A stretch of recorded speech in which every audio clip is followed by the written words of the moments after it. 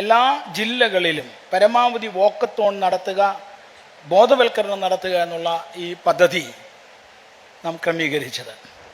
അതിൻ്റെ ഏറ്റവും അനുയോജ്യമായ സ്ഥലം തിരുവനന്തപുരമാണ്. കഴിഞ്ഞ വർഷം തിരുവനന്തപുരത്ത് അവസാനിച്ചു. അത് കഴിഞ്ഞ് എല്ലാ യൂണിറ്റുകളിലും പ്രവർത്തനങ്ങൾ നടക്കുന്നുണ്ട്. ഈ വർഷം തിരുവനന്തപുരത്ത് നിന്ന് ആരംഭിച്ച് അത് അങ്ങ് കേരളത്തിൻ്റെ വടക്കേ അറ്റം വരെ എല്ലായിടത്തും അതിൻ്റെ തരംഗങ്ങൾ ഉണ്ടാക്കുക എന്നുള്ളതാണ് പ്രധാനമായ ചിന്ത.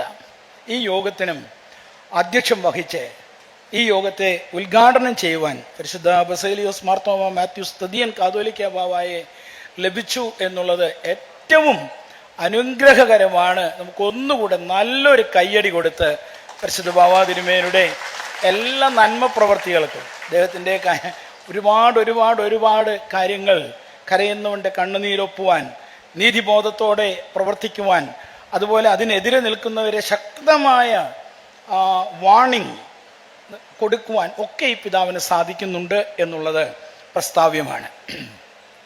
മന്ത്രി ശ്രീ എം ലിജു അദ്ദേഹം ഇന്ന് വരാതെ ഇരുന്നതിൽ ഒരു പ്രയാസവുമില്ല. കാരണം നമ്മുടെ യുവജനത ഇന്ന് അഭിമുഖീകരിക്കുന്ന ഒരു പ്രശ്നത്തിൻ്റെ പേരിൽ നടക്കുന്ന ഒരു സമരത്തിൽ പങ്കാളിയാകാനാണ് അദ്ദേഹം ഡൽഹിയിൽ പോയിരിക്കുന്നത് എന്നാണ് നാം മനസ്സിലാക്കുന്നത്. അദ്ദേഹം വരുമെന്ന് ഏറ്റിരുന്നതാണ്.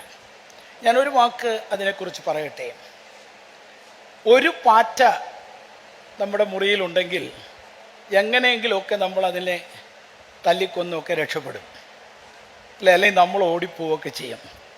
വീട് നിറയെ പാറ്റയായാൽ, ചെതലായാൽ, പുഴുവായാൽ അതിനെ ഇല്ലാതാക്കുക അത്ര എളുപ്പമല്ല. കേവലം ഞെരിഞ്ഞമരുവാനുള്ള പാറ്റകളല്ല നമ്മുടെ യുവത, നമ്മുടെ ജൻസി.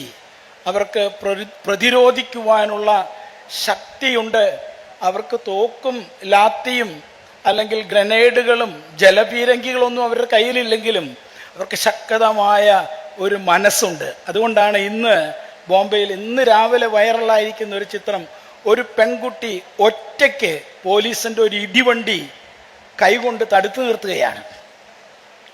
അത് ഇരപ്പിച്ചപ്പോൾ ആ കുട്ടി പറഞ്ഞു, അവൾക്കറിയാം അത് മുന്നോട്ടെടുത്താൽ അവൾ അതിൻ്റെ അടിയിൽപ്പെടും. അവൾ പറഞ്ഞു, നീ എടുത്തോളൂ, ഞാനിവിടുന്ന് മാറുകയില്ല. അങ്ങനെ നോ പറയുവാനും തടുക്കുവാനുമൊക്കെയുള്ള ഒരു ശക്തി ഇന്നത്തെ യുവതയിലുണ്ട് എന്നുള്ള ഓർമ്മിപ്പിക്കലുകൾ ലോകമെമ്പാടും നടക്കുകയാണ്.